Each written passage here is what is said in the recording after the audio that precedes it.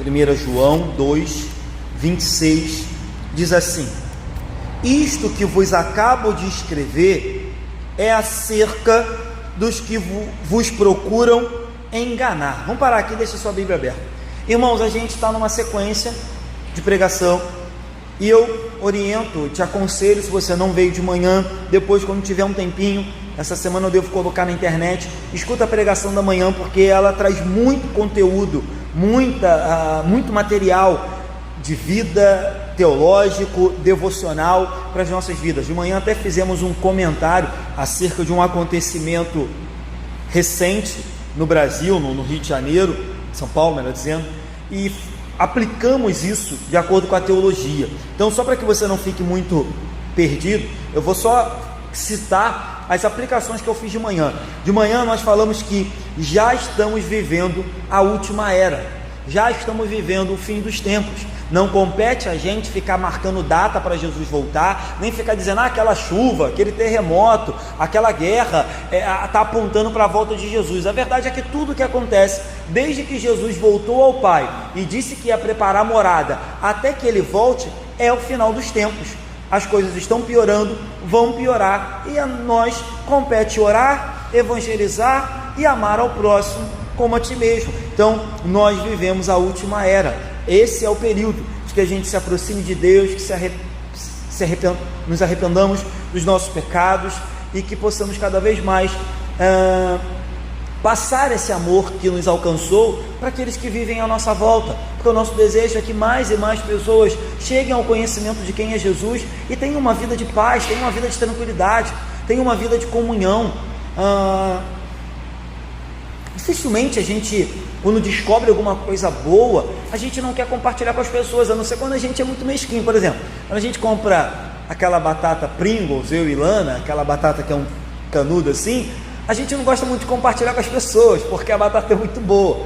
Mas a verdade é que quando você descobre algo muito bom, você corre e diz para as pessoas: olha, eu descobri algo muito bom, eu descobri algo que é muito interessante, eu descobri algo que mudou a minha vida. E assim tem que ser com o Evangelho. Então a gente vive a última era. É o momento de chamar as pessoas e apontar para elas aquilo de mais importante que a gente encontrou, que é Jesus Cristo.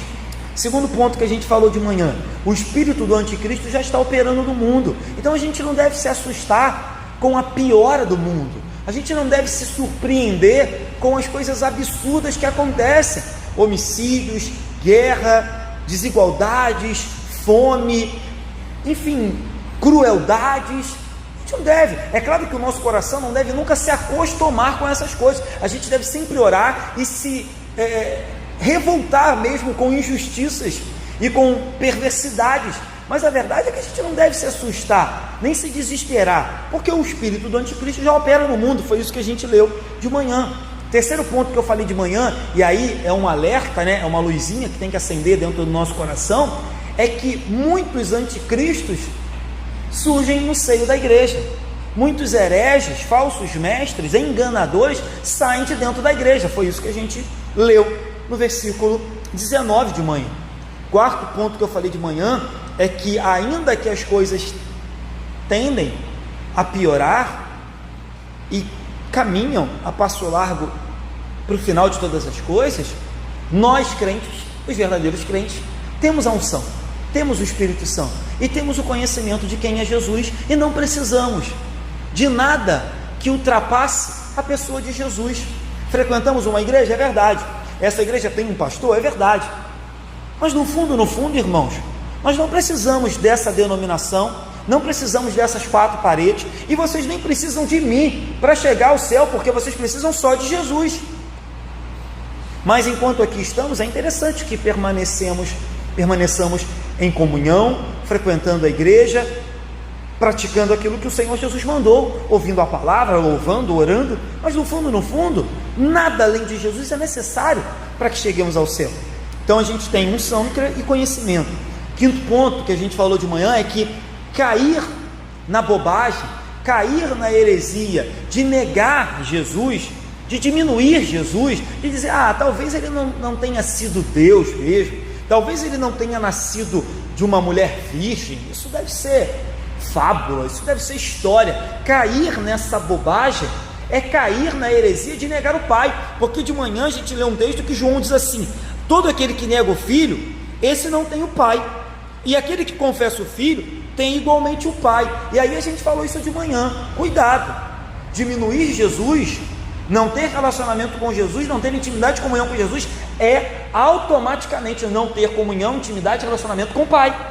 Se você não tem filho, não tem pai. Nós falamos isso de manhã. Eu não tenho filho, logo não sou pai. Então se você nega o Filho, Jesus Cristo, você nega o Pai, e vice-versa, certo? E o último ponto que a gente falou de manhã é que a perseverança, perseverar, por isso que o Rafael falou aqui sobre a Irtes, falou aqui sobre a Sueli, falou um pouco sobre a vida dele também agora. A perseverança é uma marca de um cristão verdadeiro. O cristão verdadeiro, ele não retrocede, ele pode desanimar, ele pode tropeçar, ele pode até se prostrar durante um tempo, cair, mas ele não para, ele não volta atrás, ele persevera, e essa perseverança nos leva à vida eterna. Foi esses 6 pontos que a gente meditou de manhã. Então, queridos, pensando nisso, nós vamos terminar o capítulo 2. João chega ao final desse capítulo e ele vai trazer umas últimas recomendações, ele vai fechar esse trecho, lembrando aos seus leitores que eles têm que ficar firmes na presença do nosso Deus, e que eles sabem discernir entre o verdade e mentira, entre luz e trevas, entre o amor a Deus e o amor ao mundo. Isso tem que fazer parte da nossa vida. João disse que os falsos mestres abandonam a igreja, ele falou isso de manhã. Ele disse que Jesus é o único caminho, a verdade e a vida, e que os falsos mestres negam Jesus.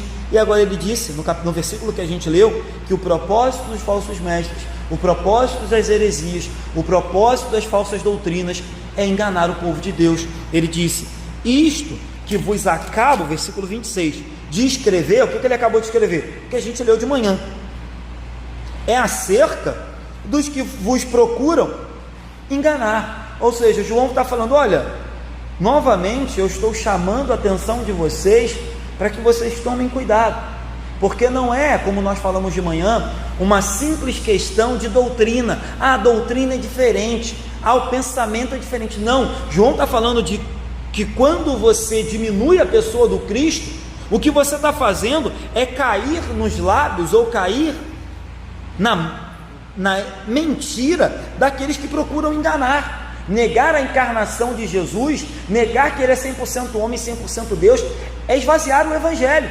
Se você nega que Jesus nasceu de uma virgem, você lança por terra todo o Evangelho, todo o restante. Se você nega que Jesus era Deus, você nega a eficácia da sua morte, porque um homem não pode pagar pelo pecado de outro homem, só Deus pode perdoar pecados.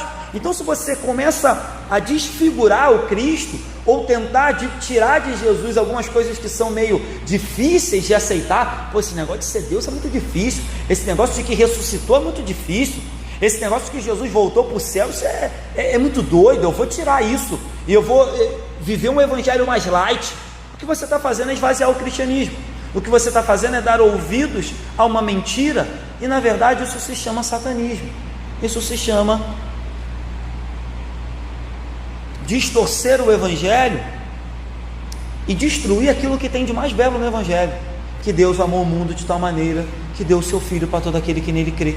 É distorcer o Evangelho, perde a graça, perde o amor, perde a cor. Se Deus não deu o Filho, perde a cor. Se Deus não me amou de tal maneira, não tem sentido. Se eu não sou pecador que necessitava de salvação, qual a necessidade de Jesus vir? De manhã a gente falou isso, eu quero repetir. A grande questão do cristianismo, a grande pergunta do século, sei lá, ou da humanidade, o grande pilar da minha e da sua vida é a seguinte pergunta: quem é Jesus para você? Quem é Jesus para você? Ele é um exemplo a ser seguido? Tudo bem. Ele foi um grande homem? Tudo bem. Foi um grande mestre? Tudo bem. Tudo isso é válido. Mas se você não confessa que além de tudo isso, Jesus é o Verbo encarnado, o Filho de Deus, o Salvador, o leão da tribo de Davi, o alfa e o ômega, o início e o fim, que ele é o príncipe dos príncipes, o rei dos reis, não adianta nada dizer que ele é mestre, rabi, bom exemplo, um bom homem. A grande questão do cristianismo é quem é Jesus. E se você se deixa levar pelas mentiras, logo, logo você vai estar negando quem Ele é, e negando quem Ele é, você não tem um Pai. Se você não tem um Pai, você não tem a vida eterna. Então os falsos mestres diziam que tinham um novo conhecimento, que tinham uma nova unção, que tinham um evangelho novo. E aí João disse: parem de bobagem, vocês têm a unção, vocês têm o Espírito e não precisam de nada mais. De manhã a gente falou isso, eu já falei isso aqui há muito tempo atrás. A gente não precisa de rosa ungida, de sabonete ungido, de óleo ungido, de água em cima da televisão. A gente não precisa de novidade. Nós temos a unção, nós temos o Espírito Santo, nós temos o Deus encarnado, nós temos o Deus que habita em nós, nós temos o Cristo Jesus, nós temos a maior promessa, vida eterna, a promessa de que habitarei convosco todos os dias até a consumação dos séculos, a promessa de que voltará para nos buscar. A gente não precisa disso. Nós não precisamos de novidade, não precisamos ficar pulando de igreja em igreja ou procurando profeta nas esquinas, porque nós temos o conhecimento, nós temos a Bíblia, o Espírito testifica no nosso coração, o Espírito Santo sussurra ao nosso ouvido, a gente sabe o que é verdade e o que é mentira, a gente sabe quando deve e quando não deve, ainda que às vezes a gente seja, me desculpe a palavra, malandro, e não dê ouvido à voz do Espírito. Às vezes a gente faz de propósito, cerra os ouvidos, olha para o lado, mas a gente sabe quando fazer, quando não fazer, o que ouvir, o que não ouvir, o que dizer, o que não dizer, como se portar. Nós sabemos, irmãos. Claro que a carne é fraca, o pecado ainda habita em nós, e às vezes a gente passa batido por isso, mas nós temos unção, nós temos conhecimento. Foi isso que João disse de manhã, e é isso que ele vai repetir aqui. Nós não precisamos de novos mestres, de novos ensinamentos, não precisamos de nada que esse mundo tem a oferecer. Nós temos tudo, somos muito mais do que abençoados, nós somos extremamente abençoados, nós temos a presença do Espírito. Então, qual é o propósito de Satanás? Enganar. Qual é o propósito de Satanás? Mentir. Qual é o propósito de Satanás? Falsificar. Satanás não é criador, nunca foi, mas enquanto ele puder falsificar, enganar, mentir, distorcer, criar cilada, criar tentações, criar provações, para que eu e você venhamos a nos afastar da presença de Deus, ele vai fazê-lo. De manhã eu falei sobre isso e repito, quando a gente lê a parábola do semeador, a parábola diz que Jesus saiu a semear a boa semente, e que de madrugada o inimigo vem e faz a mesma coisa. Talvez alguém que passasse diante daquele campo diria: olha, eis ali um semeador, de manhã eu passei aqui e vi um camarada semeando, agora eu passei de noite e tem outro semeando. Mas no fundo, aquele semeador era um mentiroso, era um enganador, e o que ele estava semeando no meio do trigo era um joio. E a gente bem sabe a palavra diz que eles crescem juntos, são muito parecidos, e que não compete a nós arrancar, separar o joio do trigo, isso compete a Deus. Então cuidado com Satanás, cuidado com a sua artimanha, cuidado com aquilo que ele tem tentado contra mim, contra a sua vida. Lembra, eu preguei aqui há muitos anos atrás, foi uma das primeiras pregações que eu fiz aqui, antes de ser pastor aqui. Satanás tentou Jesus, irmãos, 3 vezes. Você acha que ele não vai tentar a mim e a você? Entre aspas, né? É claro que ele respeita, porque a Bíblia diz que até os demônios tremem e temem diante de Deus. Mas se Satanás não teve, entre aspas, receio, temor de tentar Jesus, ele vai ter receio de mim e de você? Você pode ser o crente mais ungido, irmão, você pode ser o crente mais fervoroso de oração dessa igreja. Eu acredito que devam ter irmãos aqui fervorosos de oração. Pensa que Satanás vai temer? Pensa que ele vai pensar 2 vezes? Na verdade ele teme sim, ele teme o nome de Jesus, ele teme o sangue de Jesus, ele teme quando a gente dobra diante de Jesus e se submete à vontade do Pai, aí ele treme. Mas fora isso, você acha que ele vai deixar de nos tentar, de nos provar? Não vai. Até porque eu lembro que quando eu preguei aqui sobre a tentação de Jesus, Lucas capítulo 4, o texto diz que quando Jesus diz: aparta-te de mim, Satanás, a Bíblia diz que ele saiu até um momento oportuno. A Bíblia não nos relata, eu também não posso afirmar isso, mas dá a entender que ele ainda ficou aguardando a oportunidade. E aí alguns teólogos dizem que uma outra tentação que Satanás faz indiretamente a Jesus é na cruz, quando ele diz: desce da cruz, pô, salvou os outros, não pode salvar a ti mesmo. Era Satanás tentando a Jesus, dizendo: olha, mostra que tu é poderoso, pô. Então a Bíblia diz, ele se apartou até o momento oportuno, e lá do lado da cruz ele estava de novo. Quando Pedro diz, se não me engano, na ceia ou no lavar dos pés, diz: não, Senhor, tu não pode morrer. Jesus diz: aparta de mim, Satanás. Tu está tentando me impedir de ir à cruz e salvar os meus? Então, queridos, a gente fala: pô, Satanás tentou Jesus 3 vezes. Não, ele tentou várias vezes. Então cuidado com o inimigo, porque ele está a todo momento semeando o joio no meio do povo de Deus, levantando intriga, levantando contenda, levantando escândalo, usando ditos pastores para blasfemar e escandalizar a obra de Deus, usando ditos evangélicos para lambuzar e manchar o evangelho de Cristo. Cuidado, porque não é novo, a estratégia dele é a mesma, desde antes de que o mundo fosse mundo. Ele sempre foi mentiroso, enganador e falsificador. Vamos seguir? 27 vai dizer assim: quanto a vós outros, então ele disse: olha, eu escrevi sobre os mentirosos. Aí ele vai dizer: quanto a vós outros, quanto aos crentes, quanto à igreja, a unção que dele recebestes permanece em vós, e não tendes necessidade de que alguém vos ensine, mas com a sua unção vos ensina a respeito de todas as coisas, e é verdadeira e não é falsa. Permanecei nele, como também ela vos ensinou.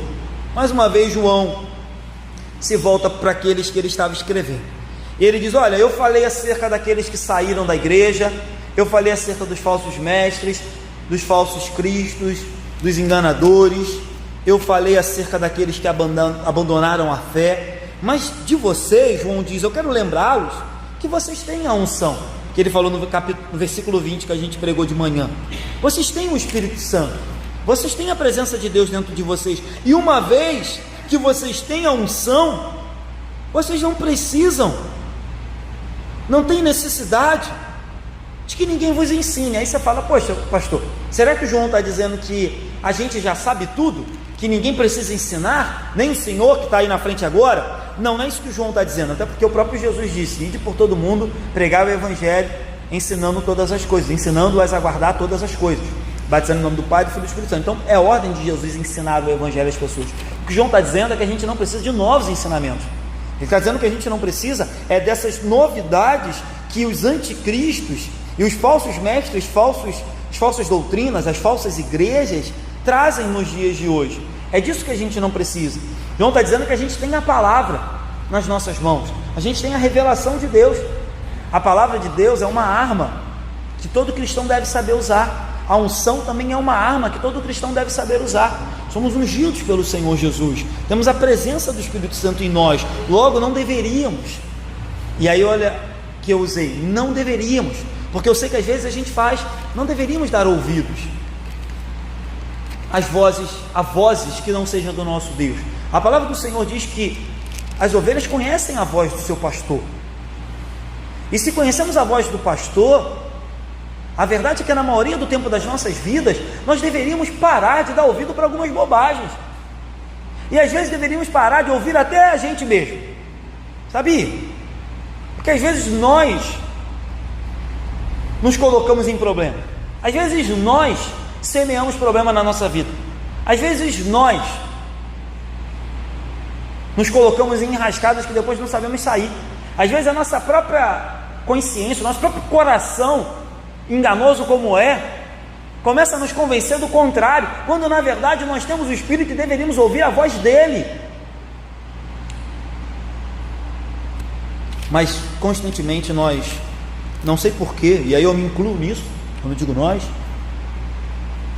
damos mais ouvido, como disse o Rafael, às circunstâncias que nos envolvem, do que aquilo que Deus já prometeu, do que aquilo que Deus já falou, do que aquilo que Ele já realizou na nossa vida, e basta olharmos para trás para vermos quanta coisa já foi feita.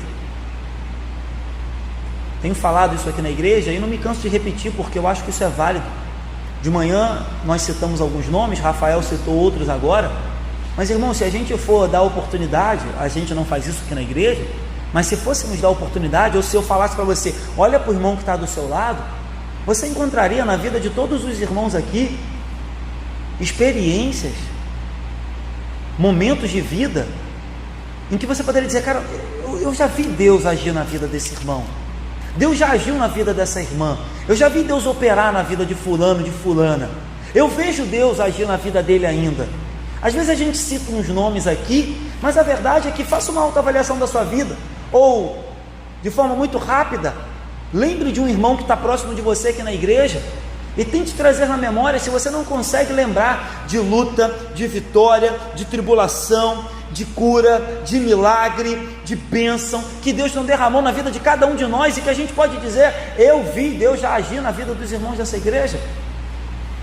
Então, se a gente já viu Deus agir, se a gente tem tantas experiências, a gente tem tantas vivências de Deus trabalhando no nosso meio, a pergunta é, nós deveríamos dar menos ouvido às circunstâncias, nós deveríamos ouvir menos o mundo, ouvir menos o barulho do mundo, e ficar mais no silêncio de Deus, sabendo que Ele opera, e faz maravilhas no meio do seu povo. Isso é uma verdade que ninguém pode tirar da gente. Isso é uma verdade, é um fato que todos que estão aqui já viveram e poderiam dizer, sim pastor, na minha vida Deus já operou. Talvez hoje você viva um momento de uma falsa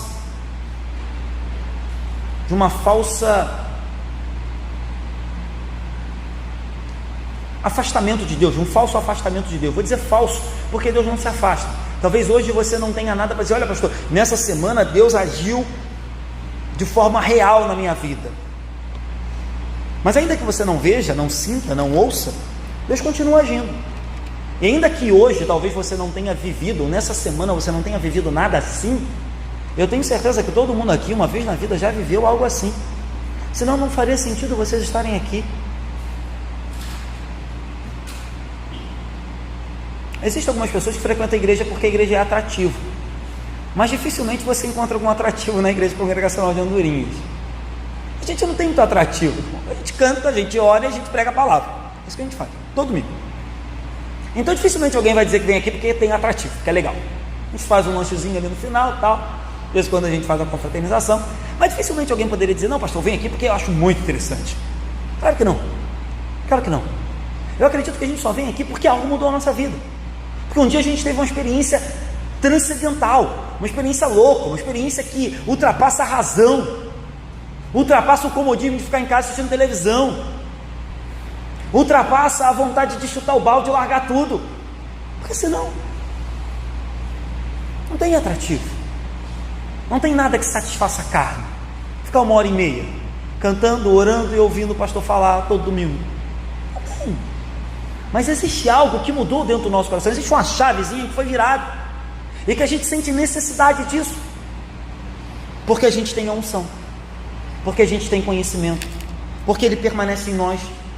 Ele diz, vós outros têm a unção que dele recebestes e permanece em nós, em vós, e não tem necessidade que ninguém vos ensine nada, mas com a unção Ele vos ensina a respeito de todas as coisas, e é verdadeira a unção, e não é falsa. Permanecei nele. Aí ele termina dando um conselho, como também ele vos ensinou, ou seja, Deus provê a unção, Deus provê o Espírito, Deus provê salvação, Deus provê regeneração, Deus provê santificação, Deus provê alegria, paz, comunhão, mudança de vida, mas Deus também exige da gente, permanecei nele, como também ele vos ensinou, como ela vos ensinou a unção, que João está dizendo. De manhã a gente falava sobre isso, que a perseverança é uma marca do cristão. Deus nos dá tudo, mas exige de nós coerência, uma vida de prática, uma vida de permanência, uma vida em que a gente siga Jesus dia após dia. Falamos sobre isso esse mês, no estudo de quarto.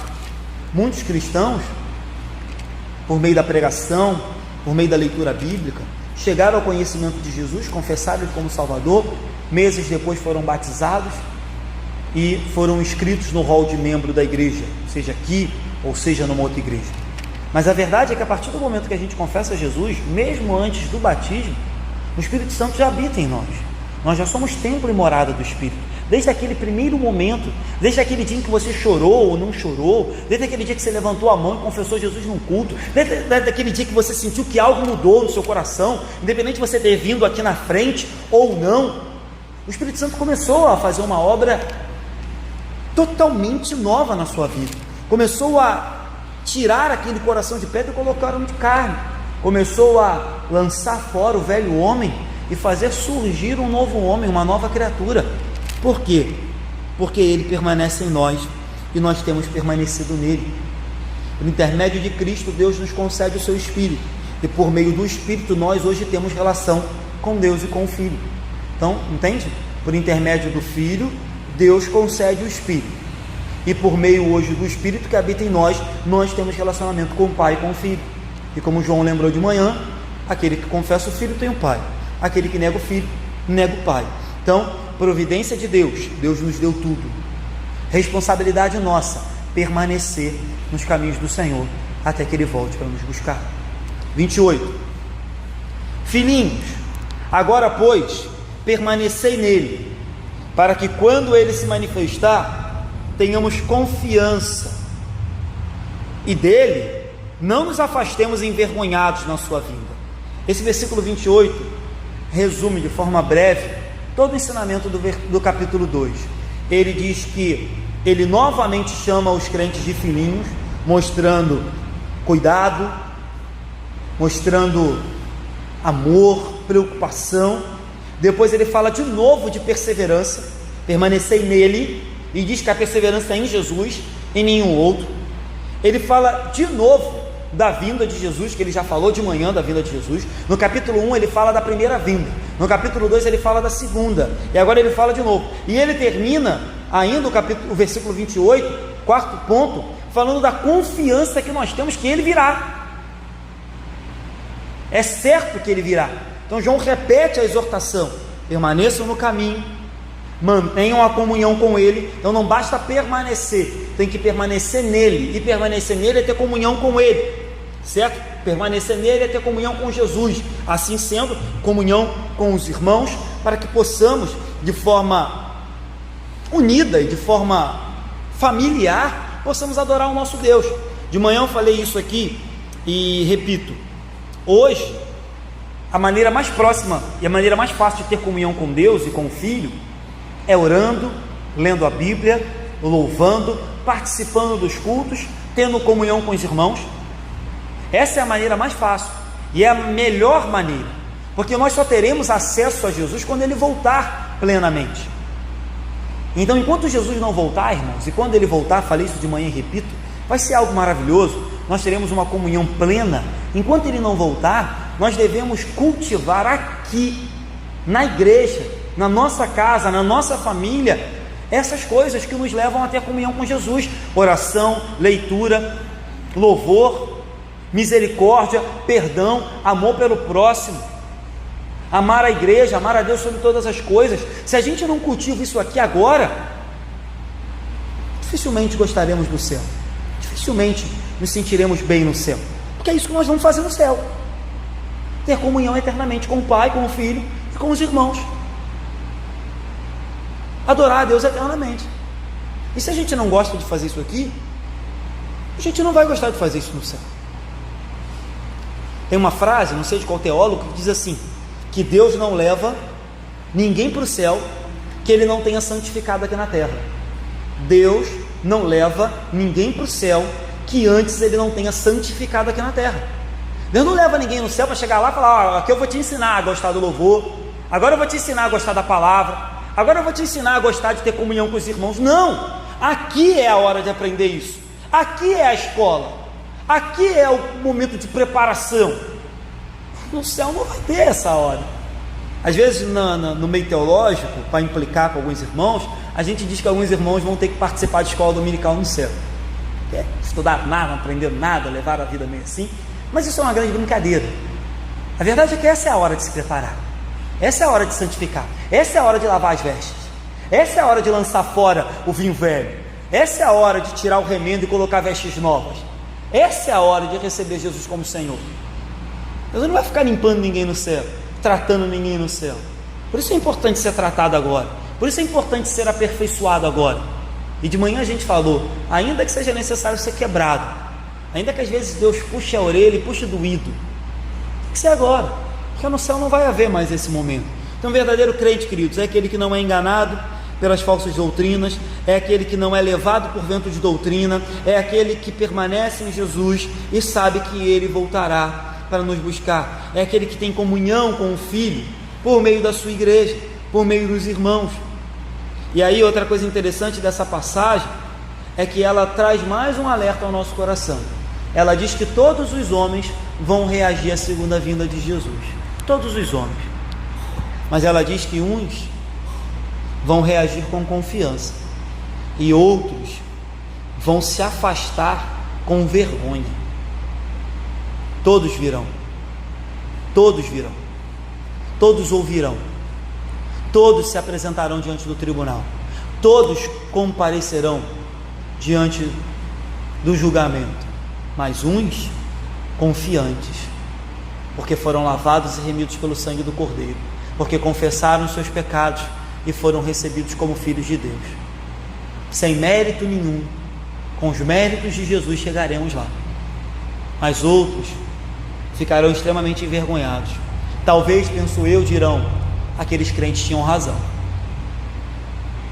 Talvez dirão, aquela crente estava certa. Aqueles cristãos sabiam do que falavam. E como eu falei, repito, eu sei do que falo, não porque estudei teologia, sei do que falo porque um dia Deus mudou a minha vida como mudou a de vocês. E qualquer um poderia estar no meu lugar aqui dizendo, eu sei do que falo, pastor, Jesus vai voltar, eu aguardo a vinda dele, eu permaneço nele, e quando ele vier, ele vai me encontrar confiante, não envergonhado, não porque estudei 4 anos, mas porque um dia algo aconteceu na minha vida, e ela nunca mais foi a mesma. Um dia Jesus mudou a minha vida, e só eu sei como mudou. Alguns aqui conhecem um pouco da minha história, mas só eu sei. Então hoje eu posso dizer, quando ele voltar, ele vai me encontrar confiante. Em quem? Nos 4 anos que eu fiz de teologia, no tempo que eu pastorei essa igreja? Claro que não. Ele vai me encontrar confiante de que aquele Jesus que há alguns anos atrás mudou a minha vida, é o mesmo que vai voltar para me buscar. É o mesmo. Aquele que prometeu é fiel para cumprir. Em compensação, irmãos, alguns se afastarão envergonhados. Não há como mentir para sempre, falei isso aqui de manhã. Não há como enganar para sempre. Não há como colocar uma capa de crente e passar a vida toda enganando. Não há. Mais cedo ou mais tarde, a luz do Evangelho vai brilhar e Jesus há de revelar aqueles que têm confiança e aqueles que vão se afastar envergonhados. Guilherme começou o culto de manhã lendo, uns confiam em carros, outros confiam em cavalos, nós porém confiamos no nome do Senhor Jesus, ou melhor, do nosso Deus. O Salmo não fala de Jesus. E a pergunta é, no que temos confiado? No que você tem confiado? No que eu tenho confiado? No que a igreja de Andorinhas tem confiado? De manhã a Ilana falou, temos talentos, é verdade, temos muitos talentos. Temos talentos, temos irmãos esforçados, irmãos abençoados, temos irmãos empenhados, irmãos que se dedicam. Mas aonde está a nossa confiança? Nos talentos? Na nossa igreja? A nossa confiança tem que estar em Deus. 29 para a gente terminar. Se sabeis que Ele é justo, reconhecei também que todo aquele que pratica a justiça é nascido dele. João está agora, segundo alguns teólogos, introduzindo o capítulo 3. No capítulo 3 ele vai dizer que Deus é santo e que os filhos têm que ser santos. E agora ele está falando que os filhos de Deus têm que ser justos como seu Pai é justo. Então talvez a melhor tradução ou a melhor interpretação desse texto seria: se somos filhos de Deus, seremos justos. Se somos filhos de Deus, praticaremos a justiça. Se somos filhos de Deus, praticaremos santidade. Se somos filhos de Deus, andaremos na luz. Se somos filhos de Deus, obedeceremos ao Pai.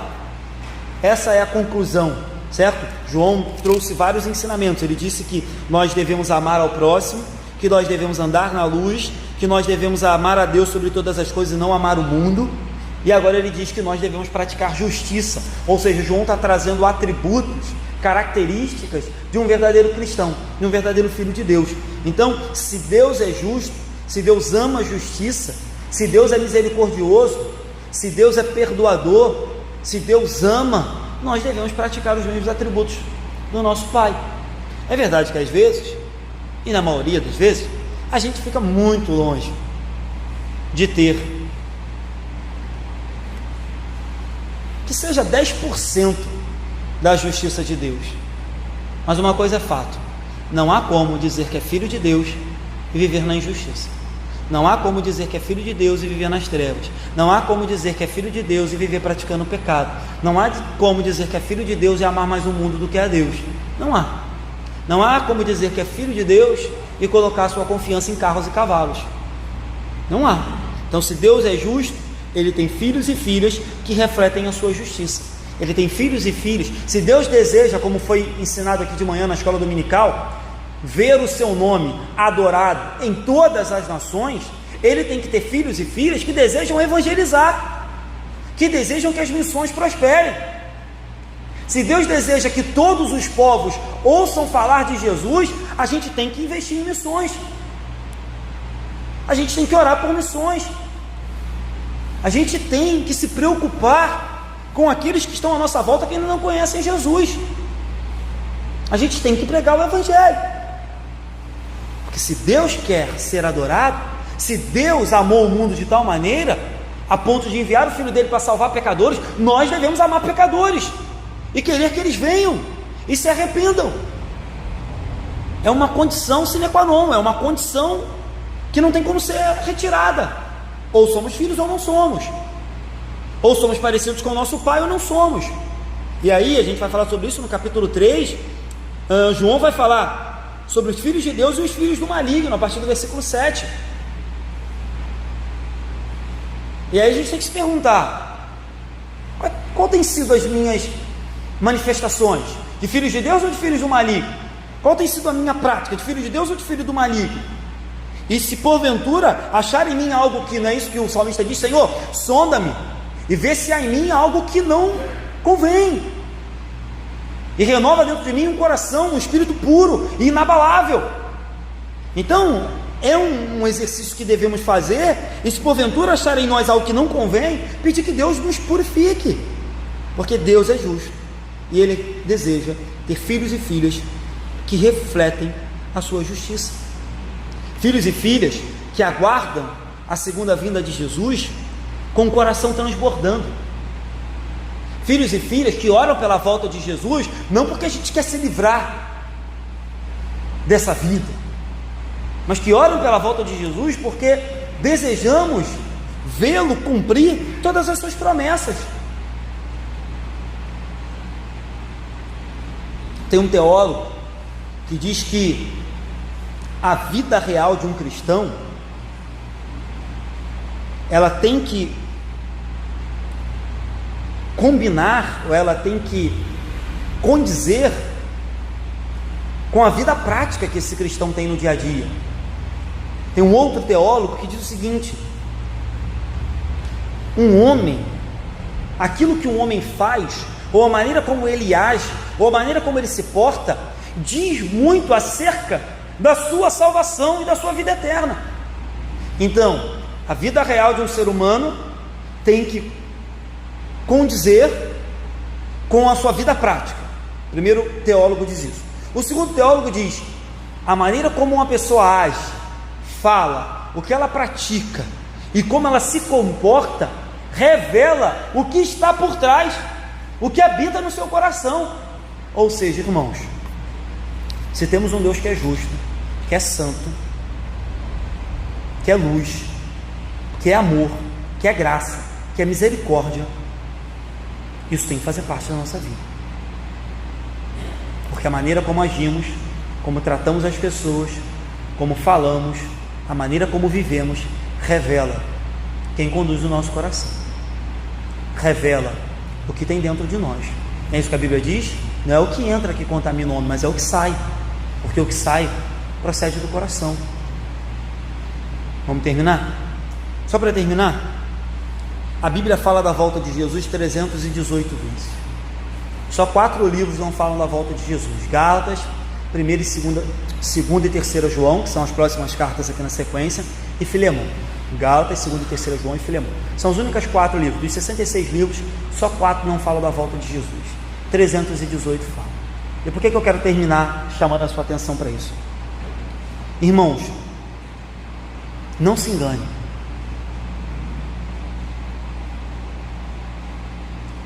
Talvez a gente não veja isso em vida, mas não se engane. Jesus está às portas e Ele voltará. Vai ser quando, pastor? Não sei. Não sei. Minha Bíblia não me permite dizer quando será, mas eu sei que ela diz 318 vezes que Ele volta. Eu sei que tudo que Ele prometeu até hoje Ele cumpriu.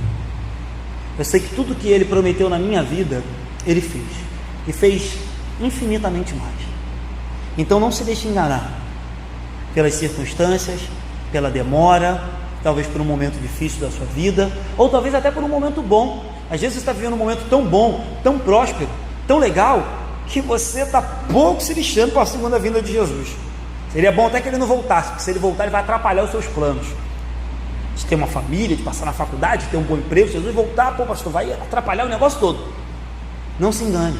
Não se engane nem pela tristeza, e não se engane nem pelo excesso de alegria. Ele voltará. E queira Deus que Ele nos encontre confiantes. O crente não espera Jesus voltar, e ainda que seja muito bom deitar numa rede e molhar o pé na água da praia, mas um crente não espera Jesus voltar deitado na rede, molhando o pé na água da praia. O crente até pode tirar férias e molhar o pé na praia e deitar na rede, mas nós entendemos que vivemos numa batalha, dia após dia. Lutamos pela nossa vida, lutamos pela vida do outro, lutamos para perseverar, para que quando Ele voltar, Ele encontre fé na terra, para que quando Ele voltar, Ele encontre aqueles que não dobraram o joelho e não se renderam a Baal. Ele encontre um remanescente fiel, ainda que todos se vendam, ainda que muitas igrejas se pervertam, ainda que pastores negociem o seu chamado. Eu sei que o meu Redentor vive, e que o remanescente fiel Ele vai voltar para buscar, porque Ele prometeu. Vamos terminar? 5 aplicações rápidas. Primeiro, já falei, só para você gravar, o propósito das falsas doutrinas, dos falsos mestres, das falsas religiões, das falsas igrejas, é nos enganar. Só isso, nos enganar e nos levar para o inferno junto com Satanás, porque Ele não quer ir sozinho para lá. Segundo ponto, a grande pergunta do cristianismo e da minha e da sua vida é: quem é Jesus? A maneira como você responde essa pergunta diz quem você é e para onde você vai, certo? Talvez você ainda não tenha parado para se perguntar isso. Talvez você não tenha parado para responder essa pergunta. Quem sabe hoje seja o dia de você responder: quem é Jesus para você? Se você o reconhece como Senhor e Salvador, Ele promete vida eterna. Mas se você tem dificuldade em reconhecê-lo como Senhor e Salvador, a Bíblia diz que você não tem o Pai, certo? Quem é Jesus? É a pergunta que toda alma humana deseja responder. É o vazio que existe em todo o coração humano. Quem é Jesus? Terceiro ponto, nós que já o conhecemos, devemos permanecer nele, na unção que temos e no conhecimento que Ele já nos deu. Não precisamos de mais nada, nós temos tudo, e o mais importante. Quarto ponto, devemos esperar a vinda de Jesus com confiança. Se Ele prometeu, Ele vem. Quinto ponto, para terminar, se somos filhos de Deus, devemos praticar a justiça como prova de que nascemos de novo e que andamos na luz. Qualquer injustiça deve mover o nosso coração. Ligar a televisão e saber que pessoas estão morrendo de fome, ainda que isso já seja tão rotineiro a ponto de não mais nos emocionar, deve nos emocionar. Passar na rua e ver pessoas dormindo ao relento deve nos comover. Ver pessoas sendo maltratadas, agredidas, perseguidas, caluniadas, deve mexer com a gente. Essa semana eu estava vendo um vídeo, de uma menina sendo agredida por um rapaz, e as pessoas filmando. Nós devemos ser aqueles que entram na frente. Nós devemos ser aqueles que têm que parar uma agressão, parar uma injustiça. Não permita, irmãos, e aí eu digo para mim também, tá? Não permita que o mundo que a gente vive cauterize o nosso coração. Não permita que o fato da gente tomar tanta pancada, se decepcionar tanto, faça com que a gente se torne pessoas insensíveis ao próximo, insensíveis à dor das pessoas. Eu já sofri tanto, ninguém ligou para mim. Eu também já sofri tanto e muitas pessoas não ligaram para mim. Não interessa. Deus nos chama a amar. Deus nos chama a praticar a justiça. Deus nos chama a estender a mão para o caído. Deus nos chama a agir com misericórdia, porque um dia Ele fez isso com a gente. Então, como prova de que nascemos de novo, pratiquemos a justiça. Amemos ao próximo e a Deus sobre todas as coisas. Amém? Terminar? Fiquem de pé, queridos.